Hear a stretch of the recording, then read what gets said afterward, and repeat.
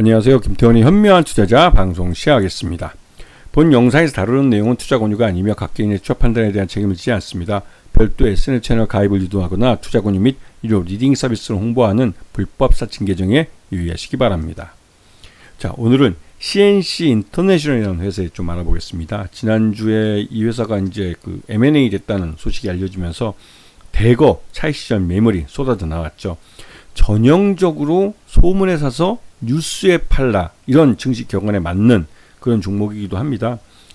자, 이 CNC 인터내셔널이 이 그 색조 화장품 쪽 ODM을 주로 하는, 그러니까 제조 공장이죠. 공장이 주로 주요 이제 수익원이 되고, 이 색조라는 것은 우리가 기초 화장품과는 좀 다릅니다. 색깔을 내기 때문에 나름대로 이제 포인트를 주고 또 화장의 완성, 끝을 알려주는 것이죠. 그래서 이 회사가 만드는 것 중에 가장 잘 나가는 게 입술 화장품입니다. 립이라고 해서 이제 입술에 관련된 화장품을 가장 잘 만들기도 하고 또 가장 많이 팔기도 하죠. 그래서 이런 쪽에 그 나름대로 경쟁력이 있기 때문에 관련된 주문을 많이 받으면서 이 포인트 메이크업 쪽의 전체 매출 비중이 84%를 차지하고 있죠. 그만큼 색조 화장품 쪽에 경쟁력 있게 잘 만들어내는 그런 회사이기도 합니다.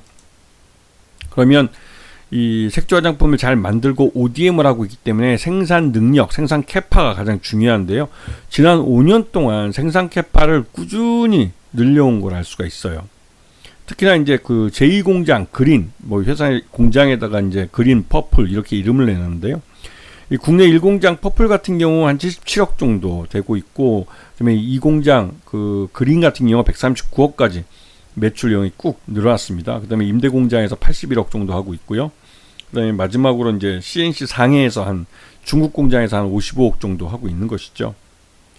그리고 이제 중국에서 이제 이러한 중국 공장이 나름대로 적자에서 흑자로 돌아서면서 중국 쪽에서 한국식 화장품에 대한 이런 수요를 이 중국 업체로도 받아가지고 거기에다 ODM으로 납품을 하고 있는 것이죠.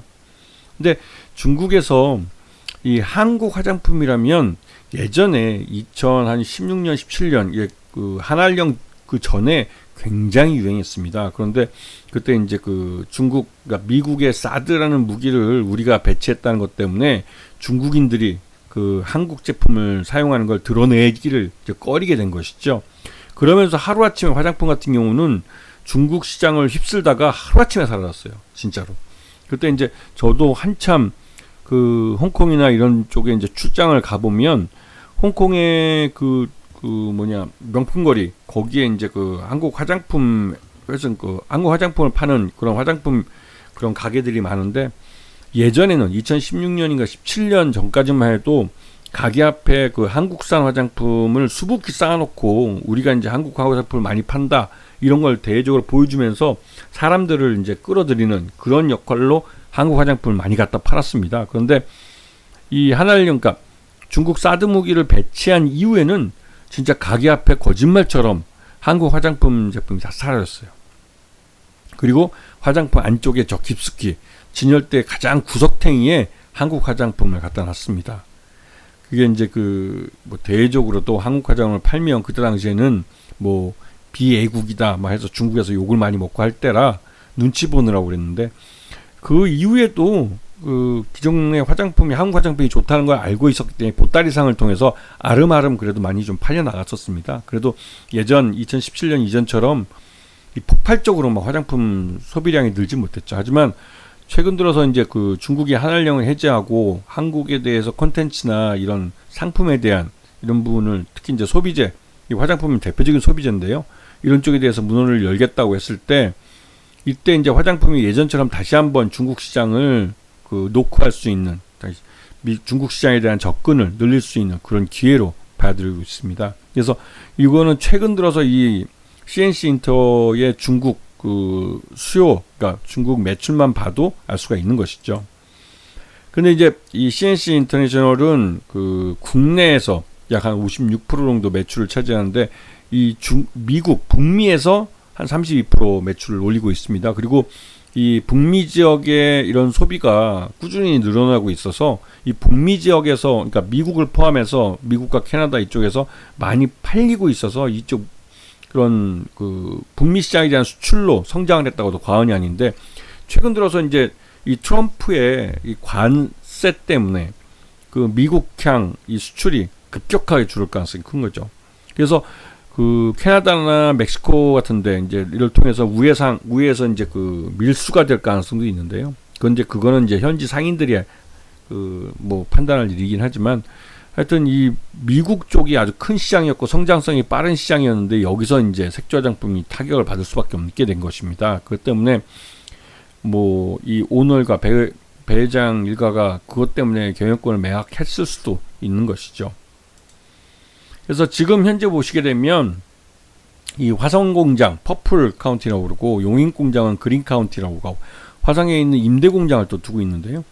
여기 나름대로 이제 퍼플 카운티라고 해서 여기서 이제 이 립스틱이나 립밤, 립글로스, 립펜슬, 주력 상품들을 여기서 생산을 합니다. 그리고 그런 주력 상품을 제외한 나머지 뭐 베이스 메이크업이나 스킨케어 같은 것들은 뭐 용인에 있는 그린 카운티에서 만들고 있고요. 그다음에 임대 공장에서도 립 틴트나 립글로스, 립밤 같은 것들, 립 상품들을 주로 생산을 하고 있죠. 그래서 지금 이 그 히트를 친 립퐁듀라는 이런 제품의 뒤를 이을 만한 히트작을 또 지금 찾고 있습니다. 나름대로 이런 신작들을 계속 히트작을 내놔야만 이 소비재 쪽에서는 나름대로 실적 성장을 이끌어 갈 수 있기 때문에 이런 히트작을 찾고 있는 것이죠. 그래서 1분기 실적을 보시게 되면 전체적으로 이 입술 화장품 쪽이 전체 매출의 62%를 차지해서 거의 대반 이상을 차지하고 있습니다.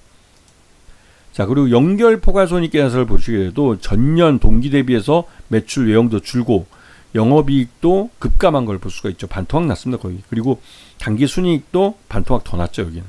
그만큼 1분기 실적이 별로 좋지는 않았습니다. 그래서 지금 그쪽에 특히 이제 립 쪽에서 실적이 별로 안 좋은 것을 눈으로 확인할 수가 있는데요. 이쪽이 가장 큰 매출을 일으키는 부분인데, 이쪽이 이렇게 부진하기 때문에 전체적으로 매출이 그 줄어든 역할을 하죠. 영업이익도 줄어들고 당기순이익도 줄어들고. 근데 이제 그 유동 상태를 봐도 이 지금 부채가 뭐 1,000억 정도밖에 안 됩니다. 자본이 거의 2,000억 가까이 되는데요. 그래서 뭐 부채 비율을 따져본다면 굳이 따졌는데 54% 정도밖에 안 되기 때문에 재무적으로는 굉장히 괜찮은 회사죠. 그리고 최대 특수관계기간이 66% 갖고 있기 때문에 경영권은 굉장히 안정화되어 있는 그런 회사이기도 하고, 이 최대주 지분이 높기 때문에 뭐 고배당을 해주기도 하는 그런 회사이기도 합니다. 그리고 소액주주가 실제로는 23.29%밖에 되지 않기 때문에 품절주가 될 수 있는 가능성이 높죠. 근데 요번에 경영권 매각이 된 건 그 어센트 이퀴티 그 파트너스라고 해가지고 이 사모펀드입니다. 이쪽이 CNC 인터내셔널의 제3자 배정 유상증에 참여해서 1,450원을 투자해주고, 그래서 이거는 법인 내에 돈이 들어오는 것이죠. 그리고 어센트 EP가 최대주주 배은철 일가의 20% 지분, 약 20%를 1,400억이기 때문에 이 1,400억이 실질적으로 이 배은철 일가 쪽으로 넘어가는 돈입니다.